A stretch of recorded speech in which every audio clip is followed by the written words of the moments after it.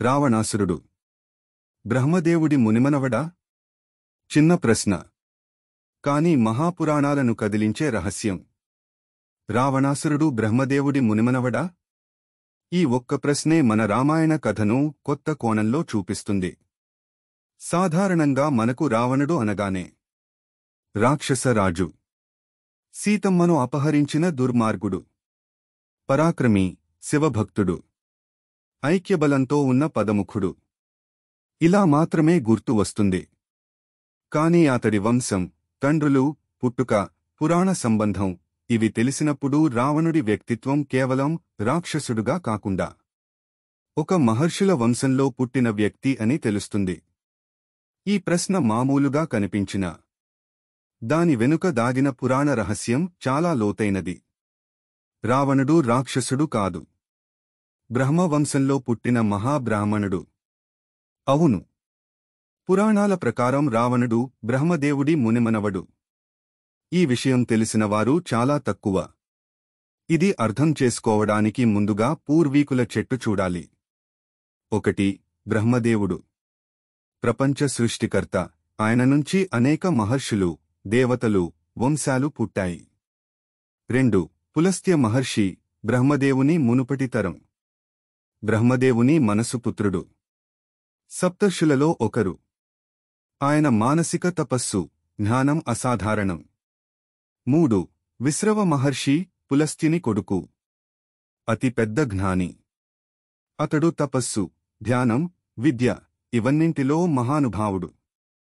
విశ్రవుడి నుంచి రావణుడు శాస్త్రజ్ఞానం, ఆధ్యాత్మిక శక్తులు, అద్భుత విద్యలు పొందాడు. 4. కైకేసి, రాక్షస వంశ మహిళ. దీనివల్ల రావణుడిలో రాక్షస లక్షణాలు మరియు క్రూరత్వం కలిశాయి. 5. రావణుడు విశ్రవ మహర్షికి కైకేసికి పుట్టినవాడు. అంటే అతడి శరీరంలో బ్రాహ్మణ వంశం, బ్రహ్మదేవుడి తరం, రాక్షస వంశం, మాతృవంశం ఈ 2 లక్షణాలు కలిసినందువల్ల అతడు శాస్త్రజ్ఞానంలో బ్రాహ్మణుడు, కాని ప్రవర్తనలో రాక్షసుడు అయ్యాడు. కాబట్టి రావణుడు కేవలం రాక్షసుడు కాదు, బ్రహ్మదేవుడి మునిమనవడు అనే మహాబ్రాహ్మణుడు. రావణుడు బ్రాహ్మణ వంశంలో పుట్టినా అతడు ఎందుకు రాక్షసుడిగా పరిగణించబడుతున్నాడు? దానికి 3 పెద్ద కారణాలు ఉన్నాయి. 1. మాతృవంశం ప్రభావం. కైకేసి రాక్షస వంశానికి చెందిన శక్తివంతమైన మహిళ. ఆమె స్వభావం అధిక గర్వం, ఆగ్రహం, ప్రతీకారం, శక్తి పట్ల మోహం ఇవి రావణుడి వ్యక్తిత్వంలో బలంగా ప్రతిబింబించాయి. 2. అపచారాలు, అధర్మ చర్యలు.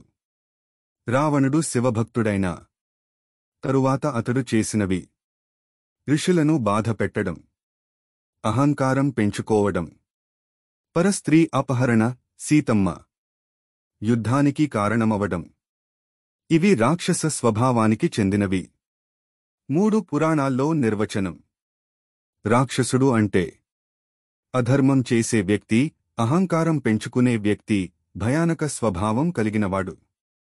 అందుకే రావణుడు జన్మతః బ్రాహ్మణుడు, ప్రవర్తనతః రాక్షసుడు. ఇదే నిజం.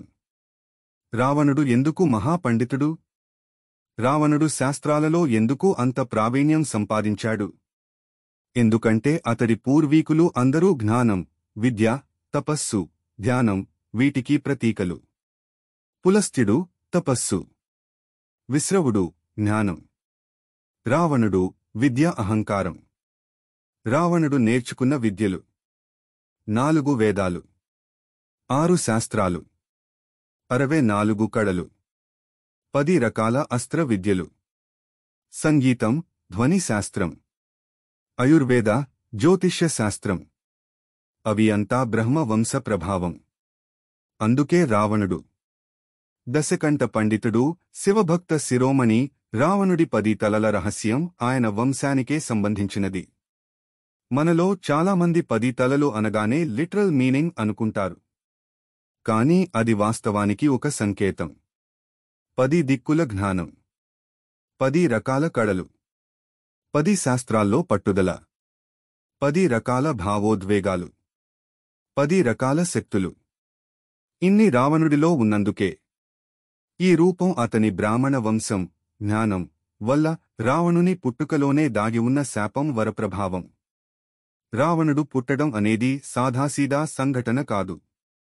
అతని పుట్టుకలోనే ఒక దివ్య శాపం మరియు ఒక దివ్య వరం దాగి ఉన్నాయి. శాపం. పులస్త్య మహర్షి వంశం.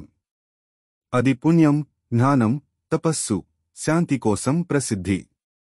అలాంటి పవిత్ర వంశంలో కైకేసి వంటి రాక్షస వంశ మహిళ ప్రవేశించడం వల్ల రావణుడి జీవితం 2 దృక్పథాలతో ముడిపడింది.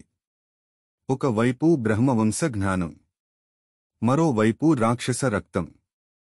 ఇది రావణుని జీవితంలో స్వభావం వర్సెస్ జ్ఞానం అనే అంతరంగ పోరాటానికి మూలం. వరం. కైకేసి చేయించిన గాఢతపస్సుకు బ్రహ్మదేవుడు ప్రత్యక్షమై కైకేసి కొడుకులందరికీ అసాధారణమైన శక్తులు, ఆయుర్దాయం, యోగసిద్ధులు ప్రసాదించాడు.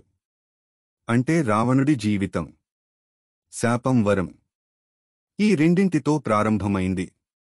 ఈ 2 కారణాల వల్లనే అతడు మహాశక్తివంతుడు, అహంకారంతో నిండిపోయినవాడు అయ్యాడు. రావణుని పేరు దశాననుడు ఎందుకు? వంశ సంబంధం. రావణుడికి 10 తలలు ఉన్నాయని పురాణాల్లో చెబుతారు. కాని దాని గొప్ప అర్థం కొద్దిమందికే తెలిసిందే. 10 తలలు అంటే 10 శక్తులు. రావణుడిలో ఉన్నవి జ్ఞానశక్తి, సంగీత శక్తి, యుద్ధశక్తి, మంత్రశక్తి, తపస్సు శక్తి, అహంకార శక్తి, అసూయ శక్తి, మాయాశక్తి, విద్యాశక్తి, భోగశక్తి. ఇవి అన్నీ రావణుడు బ్రహ్మవంశంలో పుట్టినందువల్లే పొందిన లక్షణాలు. కాబట్టి రావణుడు 10 తలలు పెట్టుకున్నవాడు కాదు. అతడు 10 రకాల శక్తుల్ని కలిగిన మేధావి. ఈ శక్తులలో 5 శక్తులు బ్రహ్మవంశం, 5 శక్తులు రాక్షస స్వభావం. ఇదే అతని జీవితం మొత్తాన్ని కదిలించింది. రావణుడు బ్రహ్మవంశం నుంచి పొందిన అసాధారణ జ్ఞానాలు. రావణుడు సాధారణంగా యోధుడు కాదు. అతడు నేర్చుకున్నవి వేదాలు 4. రావణుడు వేదపండితుడు. అతని శ్లోకాలు అత్యున్నతంగా పరిగణించబడ్డాయి.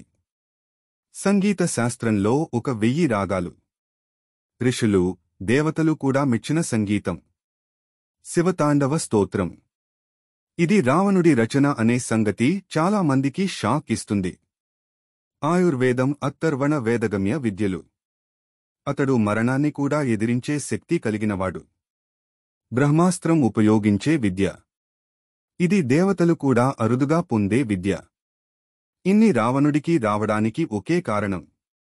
అతడు బ్రహ్మదేవుడి వంశంలో పుట్టాడు. రావణుడి పతనం ఎందుకు బ్రహ్మవంశానికి అపమానంగా మారింది? పురాణాలు చెబుతున్నాయి. జ్ఞానం ఉన్నవాడికి అహంకారం కలిస్తే అతడు దేవుడి కంటే ప్రమాదకరుడు అవుతాడు. ఇదే రావణుడి విషయంలో జరిగింది. రావణుడి పతనానికి 3 ప్రధాన కారణాలు. 1 అహంకారం. తాను సృష్టిలోని శక్తివంతమైన రాజు అని భావించడం. 2 సీతమ్మ అపహరణ. గౌరవాన్ని దెబ్బతీయడానికి చేసిన అత్యంత పెద్ద అధర్మం. 3 సత్యాన్ని అంగీకరించకపోవడం. రాముని సత్యం తెలుసు, కాని అహంకారం అంగీకరించనివ్వలేదు. ఈ చర్యలన్నీ రావణుడిలోని రాక్షస వంశం ప్రభావం.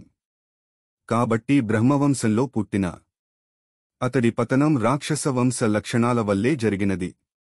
రాముడు వర్సెస్ రావణుడు ధర్మవంశం వర్సెస్ బ్రహ్మవంశం కాదు. చాలామంది బ్రాహ్మణుడు అయిన రావణుడిని రాముడు ఎందుకు చంపాడు అని అడుగుతారు. ఇక్కడ 2 వంశాలు కాదు. ఇక్కడ ధర్మం వర్సెస్ అధర్మం. రావణుడు జ్ఞానవంతుడు అయినా అధర్మపదంలో నడిచాడు. రాముడు రాజు అయినా ధర్మానికి జీవన్మార్గం ఇచ్చాడు. రావణుడు బ్రహ్మవంశం నుండి పుట్టడం వెనుక దైవ ఉద్దేశం. ఇది చాలా మందికి తెలియని ఆధ్యాత్మిక కోణం. దైవం ఈ సృష్టిలో ప్రతి పెద్ద సంఘటనను ముందే ప్లాన్ చేస్తుంది. రాముని అవతారం శ్రీ మహావిష్ణువు. రావణుడి అవతారం బ్రహ్మవంశంలో జననం. శివుడి వరప్రసాదం రావణుడి బలం. రాముడి బాణం అతడి పతనం. ఇది మొత్తం ఒక దివ్య స్క్రిప్ట్. రావణుడు బ్రహ్మవంశంలో పుట్టడం వల్ల అతడి పతనం సాధారణ ఘట్టం కాకుండా సృష్టి నియమాలను మార్చే స్థాయి సంఘటన అయింది. ఒక వాక్యంలో చెప్పాలంటే రావణుడు జ్ఞానం ఉన్న బ్రహ్మవంశ మహాపండితుడు. అహంకారం కారణంగా రాక్షసుడిగా మారిపోయినవాడు. అతడు బ్రహ్మదేవుడి మునిమనవడు. విశ్రవ మహర్షి కుమారుడు. శివభక్తులలో గొప్పవాడు. జ్ఞానంలో మహర్షులకు సమానుడు. కాని అధర్మంలో రాక్షసుల్లో ముందువరుసలో ఉన్నవాడు. ఇది మనిషికి ఒక గొప్ప పాఠం. జ్ఞానం పుణ్యమయమైనది. కాని దానికి వినయం జతకాకపోతే జ్ఞానం కూడా మన పతనానికి కారణమవుతుంది.